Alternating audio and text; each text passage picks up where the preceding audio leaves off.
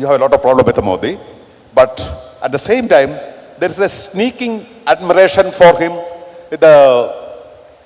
what as a politician, Modi as a politician. So, am I right? Yeah. I mean, I've actually said in a speech in which Sonia Gandhi ji was sitting in the audience, that I said, Mr. Narendra Modi, the son of a tea seller becoming Prime Minister, is the finest tribute to Indian democracy that was instilled in us by Nehru. I mean, the democratic system and the possibilities created by Nehru and the Congress party in all those years of Congress domination made it possible for a Narendra Modi to rise from humble origins to become Prime Minister. Yeah. You know, why we are rejecting Modi intellectually by the so-called, left liberal intellectuals, But do you find Modi is culturally different from the most of the politicians in the country today? Because we are a country where the hunger for power is a bad word, because as some kind of morally, disagreeable word, hunger for power. But here is a politician who really believes that power is change. You need power is change. And sometimes across, and your leader, not your young leader, but he is meditating on power, but it's evangelical on power, but there is no any real spirited struggle for power. Do you find this dichotomy? No, I see what you're saying. I think Modi is somebody who has struggled for power and who has won it the hard way, but with a single-minded focus and determination that is truly admirable. I remember when Colin Powell, who was everybody's favorite to run for president in '96, announced that he was not running because he didn't have the fire in the belly for the contest. It was a very interesting phrase. Mr. Modi has the fire in his belly, no doubt about it. And that is something that does distinguish him from many other politicians.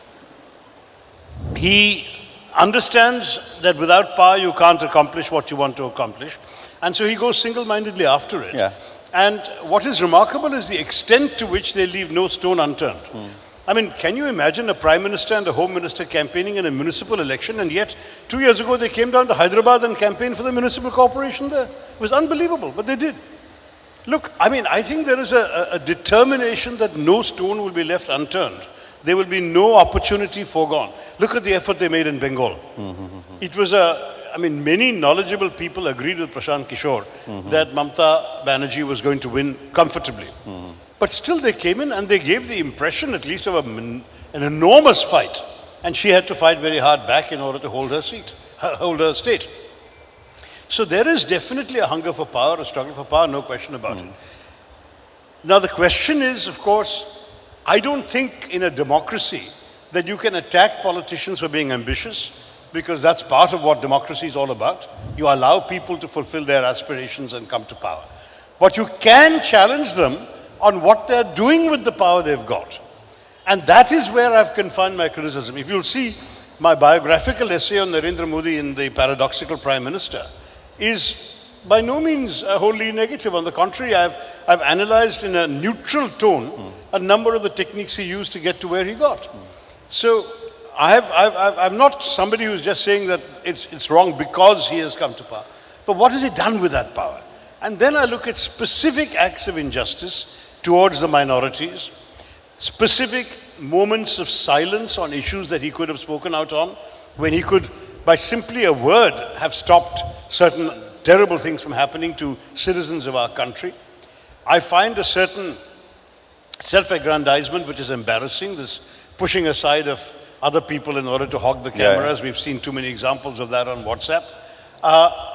These are not endearing qualities. And at the same time, the fact that we have seen a relentlessness in exacting conformity. In other words, if Prasanna Rajan writes a couple of very nasty articles about Mr. Modi and the BJP, I'm sure nothing will happen to him initially. But his owner will get a tax raid and an ED visit and God knows what else. That is the way in which this government has been functioning. We saw this with Dainik Bhaskar. We saw this with other publications. So you can't entirely say that this is purely a democratic lust for power. Because at least in the old days, those who came to power in our democracy played by the existing rules to a much greater extent. I don't deny that various people have flirted with temptations to misuse power.